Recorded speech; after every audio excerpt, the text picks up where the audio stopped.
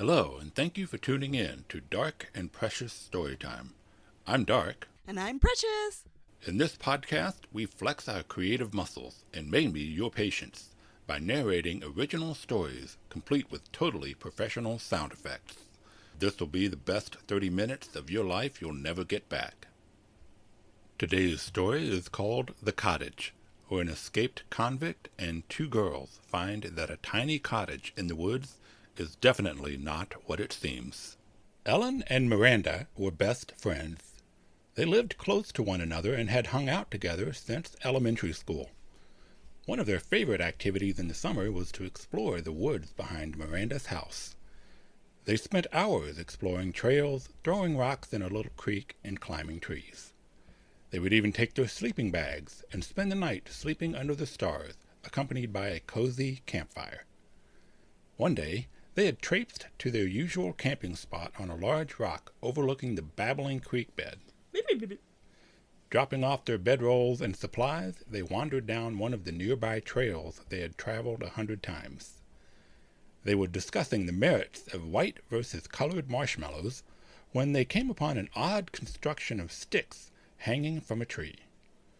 As they stared curiously at the swinging totem, they were surprised by the squealing sound of rusty hinges.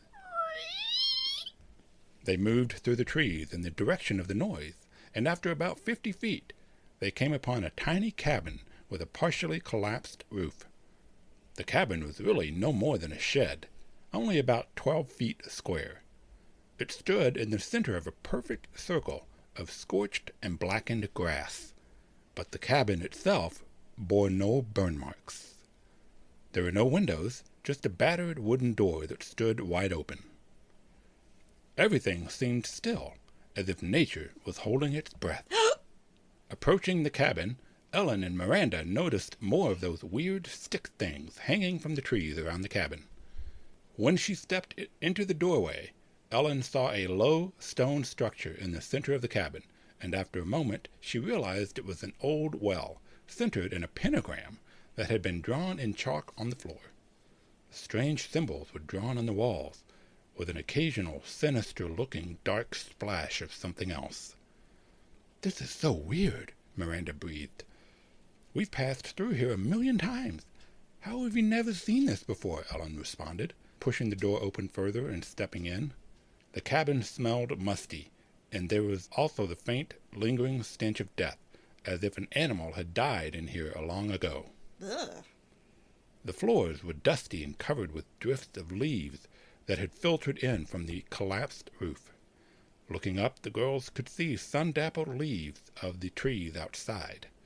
They jumped as a low whispering sound carried from the well. Eyes wide with fear, they looked at each other and edged back towards the door, away from the well. The whispering increased in intensity. Psst, psst, hey!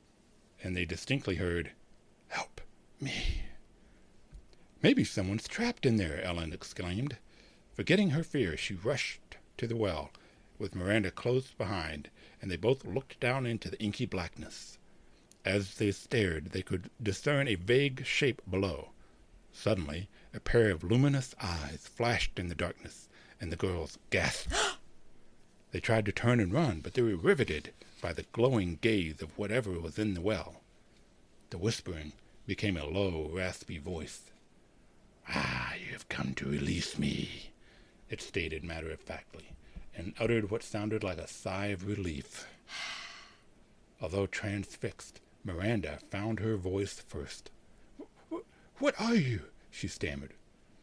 "A prisoner," the voice sounded amused. "I was a girl like you until they bound me to this place.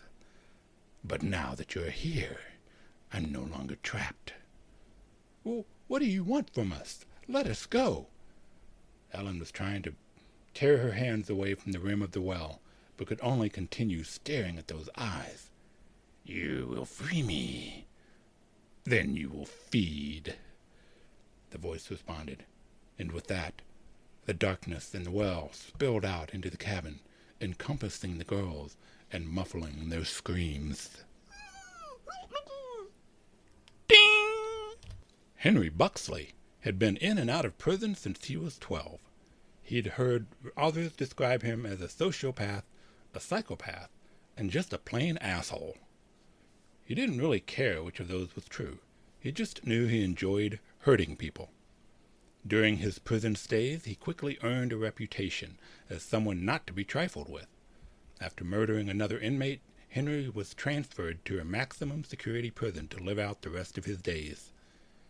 People considered him a sociopath because he didn't seem to be afraid of anything, not dying, getting beaten, or even solitary confinement. This was mostly true, but what people didn't know was that Buxley did have one breathtaking, mind-numbing fear: snakes. Snakes, bleh. He couldn't stand the sight of them in any form. He would squirm uncomfortably if he just saw a picture or a video of a snake. He'd almost passed out from terror the one time he had seen a snake during one of his stints in juvie. He'd almost stepped on a little green snake in the recreation yard and stood frozen in fear as the tiny reptile slithered lazily across his path and away into the grass. On shaky legs, he'd managed to walk over and collapse onto a bench, lungs heaving and brow dripping with fear sweat. One night, in drunken defiance of his fear, he'd ordered a cobra tattooed on his inner left forearm. The next day, he stared in disgust at the image and considered scraping or cutting the thing off. But in the end, he simply covered it and refused to look at it any more than necessary. Occasionally, when he'd catch a glimpse of it, he'd shudder. Henry also didn't like prison. Not because it scared him or because there were bad people there. He was usually the baddest and the scariest. But because the food sucked and his options for hurting people was severely limited. So, he orchestrated an ingenious escape involving a basketball and a pair of welding goggles. Say what now? With the law hot on his heels, he fled across 2 states, beating people and stealing cars as he went. He decided to try for Mexico, and was also prepared to die fighting if the cops found him first. He wasn't going back to prison, and he would kill anyone who tried to capture him while he was on the lam. He'd parked his latest car in a ditch and covered it with branches and leaves, then hiked into the forest wearing an old pair of camouflage hunting overalls and a red baseball cap. While he was certainly no outdoorsman, he knew there was a town nearby, so he figured he'd eventually find a way to steal some supplies. He stalked through the trees, listening for any noise indicating another person. He also watched the ground carefully, searching for snakes. Eventually, he settled into a rhythm: walk, stop, listen. Walk, stop, and listen. After a couple hours, he came to a little creek burbling happily through the trees, and stooped to slurp a few mouthfuls of water. Turning upstream, he came upon a large flat rock and smiled at the pile of sleeping gear and supplies heaped there. He sifted through the items and found a bag of marshmallows, tore it open, and stuffed a handful of the sticky sweets into his mouth. Nom nom nom nom nom.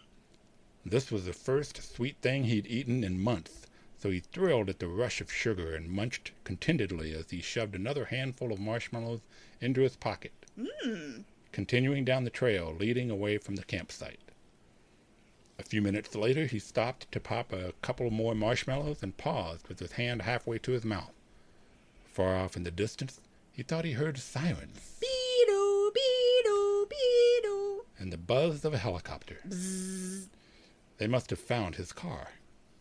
He pushed the food into his mouth and started down the trail again when he heard a different noise coming from the trees nearby. He cocked his head to listen. It sounded like a couple of women or kids chanting. Oh-wee-oh, oh. So he grinned again and stalked in that direction, stepping carefully to avoid making too much noise. He soon came to a clearing and stood awestruck, gazing at a beautiful little cottage that held court with a dazzling array of colored wildflowers and bright green grass. Green vines clung to the side of the cottage, and the air was perfumed by honeysuckle and lilac. A thin wisp of smoke curled from the chimney. Buxley was enraptured by the sight, and suddenly felt like this was where he belonged. He never realized until now that this was exactly the type of home he'd always wanted for himself. He sprinted to the door and threw it open with a crash. Crash! The inside of the cottage was as beautiful as the outside. Dried flowers and herbs lined the walls. A simple but sturdy chair framed with cushions faced the fireplace, where the mantel held candles and what looked like a smoking pipe. However, the center of the space was dominated by a large wooden table laden with various bowls and plates of steaming food.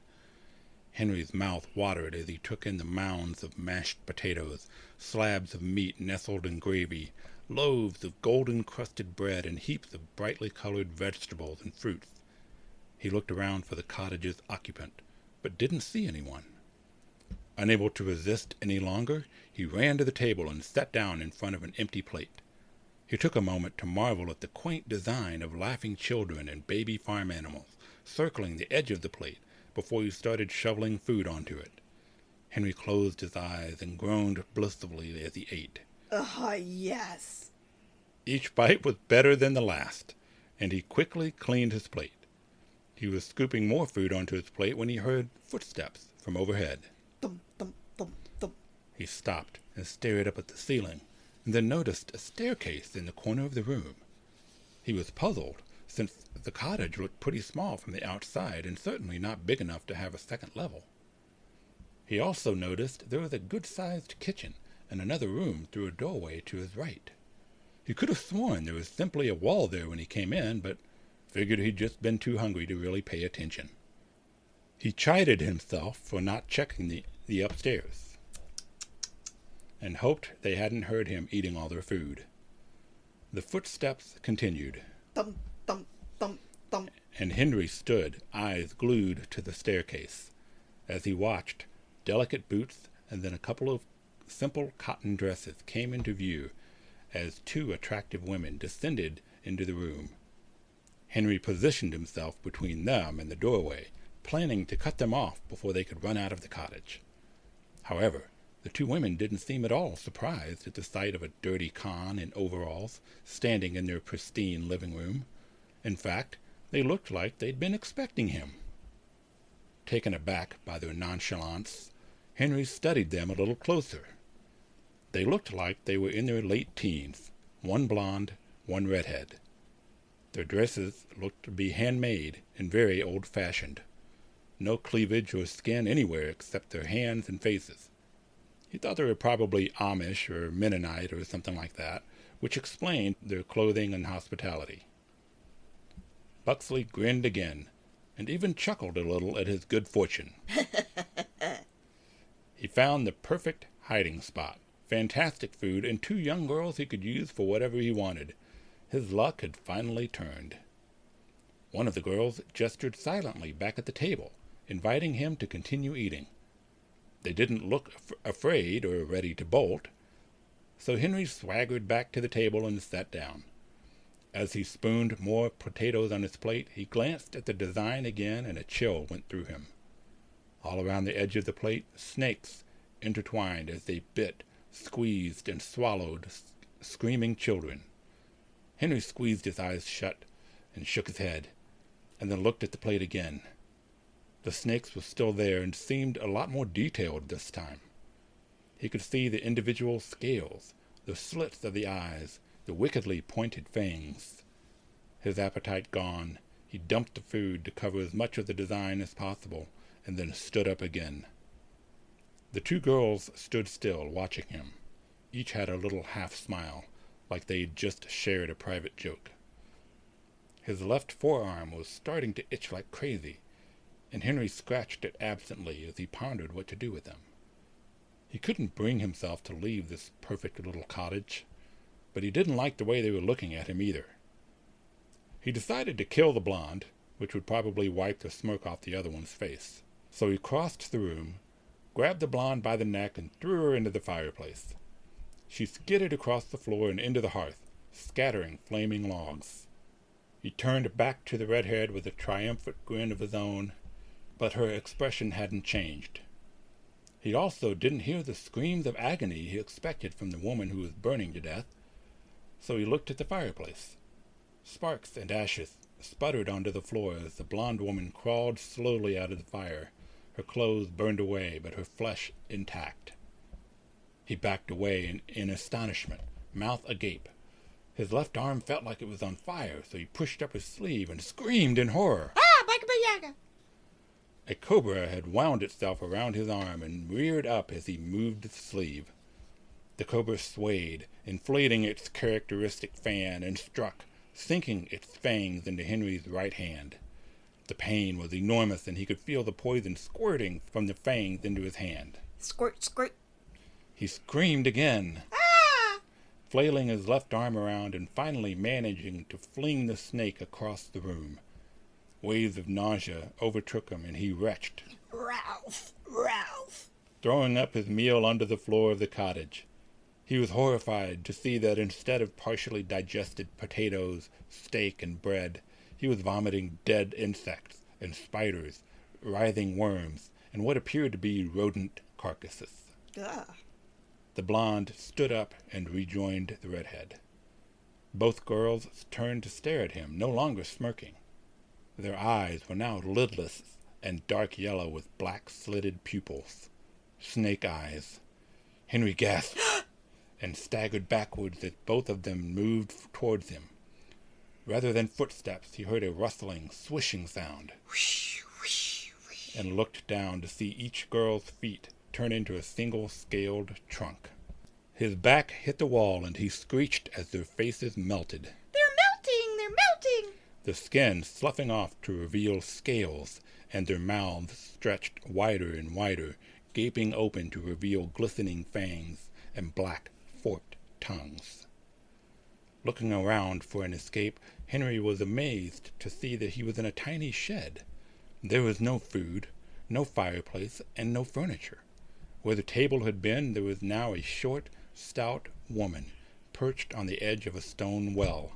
She was dressed similarly to the girls, but her skin was dark and etched with lines of age and evil. Her eyes were completely black, and her mouth opened to reveal small, sharp teeth as she pointed at him and uttered a single word. Eat. Her wicked laugh was the last thing Henry Buxley heard as he was torn apart by his worst nightmare. Ding! Ellen and Miranda awoke to the sounds of barking dogs Woof, woof, woof. and men shouting through the trees. Through the trees! They were each nestled in their sleeping bags, the smoking coals of their campfires still keeping the early morning chill at bay. They leaped to their feet, patting their faces, legs, body, hair. They didn't know what they were checking for, but when they found each other unchanged and intact, they hugged, weeping in relief. I'm so relieved. Over the next couple hours, state and federal police combed through the woods looking for traces of the escaped convict. They had tracked him pretty easily to a little creek, but lost his trail soon thereafter. They questioned Ellen and Miranda extensively, but the two girls truthfully couldn't remember anything. Eventually, they were allowed to pack up and return to their homes. As the girls rolled up their sleeping bags, a torn red baseball cap fluttered from the folds of Miranda's bag. She just stared at it laying on the ground, until Ellen quickly picked it up and stuffed it in her pack. Then they left the woods and never returned.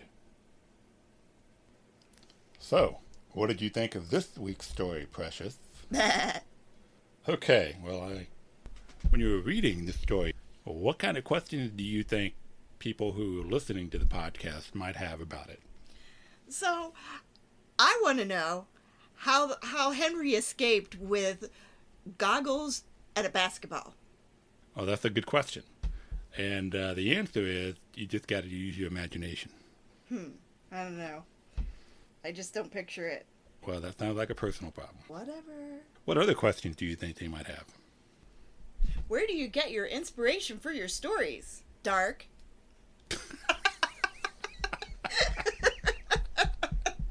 Well, if you could keep the accusatory tone out of your voice, Precious.